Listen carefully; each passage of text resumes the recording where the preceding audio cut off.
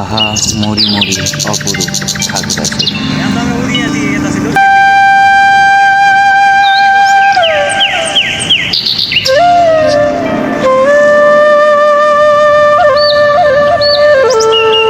পর্যবেক্ষণ টাওয়ার থেকে খাগড়াছড়িকে দেখলে দার্জিলিংয়ের সাথে তুলনা করতে পারে।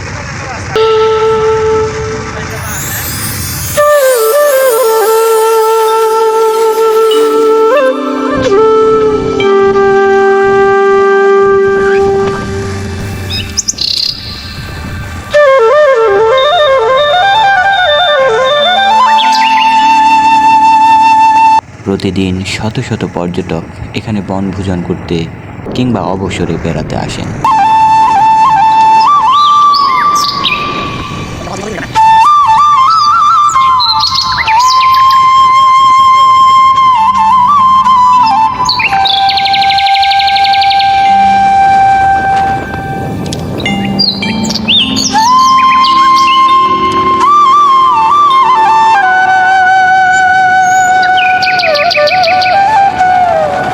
খাগড়াছড়ির সমগ্র যাত্রাপথটাই দারুণ রোমাঞ্চকর।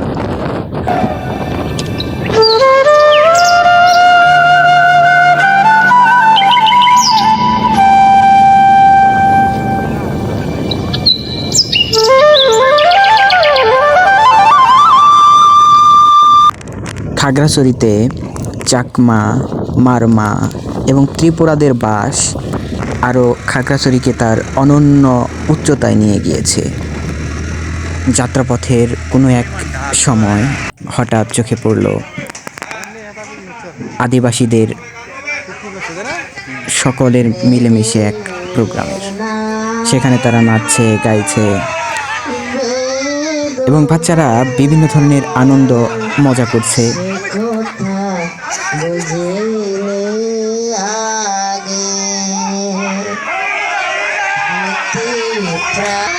বাচ্চাদের দোলনায় দোল খাওয়া সেই ছোটবেলার সুপারি গাছের দুই প্রান্তে রশি বেঁধে দোল খাওয়ার কথা স্মরণ করিয়ে দিল। ফিরে গেলাম কিছু একটা মুহূর্ত সেই ছোটবেলার স্মৃতিতে।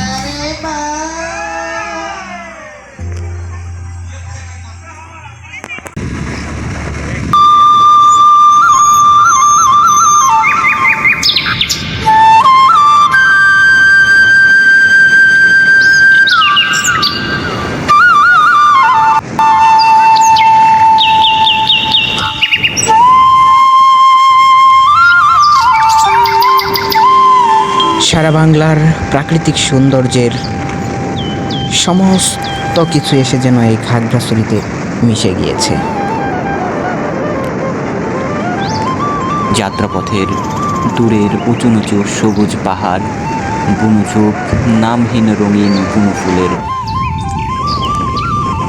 নয়নাভিরাম অফুরন্ত সৌন্দর্য যে কাউকে কল্পনার রাজ্যে নিয়ে যায়।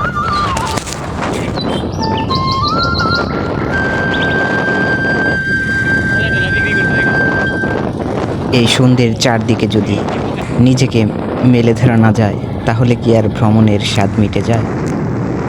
তাই তো সেলফি ক্যামেরা অন করে শুরু করলাম ভিডিও করা। অসাধারণ প্রাকৃতিক সৌন্দর্যের লীলাভূমি এই খাগড়াছড়ি।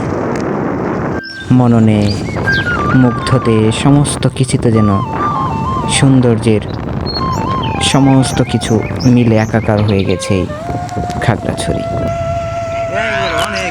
যদি কোনো পর্যটক খাগড়াছড়িতে না এসে ভ্রমণ না করে, সেক্ষেত্রে তার ভ্রমণের যে তৃষ্ণা সেটা কখনোই মিটার নয়। অবশেষে যাত্রার শেষ প্রান্তে এসে আমরা উপস্থিত হয়েছি। আবার কোনো একটা অন্য কোনো পাহাড়ে, অন্য কোনো জায়গায়, অন্য কোনো নতুন ভিডিওতে আপনাদের সামনে আবার হাজির হব। এ পর্যন্ত সকলে সুস্থ থাকুন, ভালো থাকুন এবং আমার জন্য দোয়া করুন। আল্লাহ হাফেজ।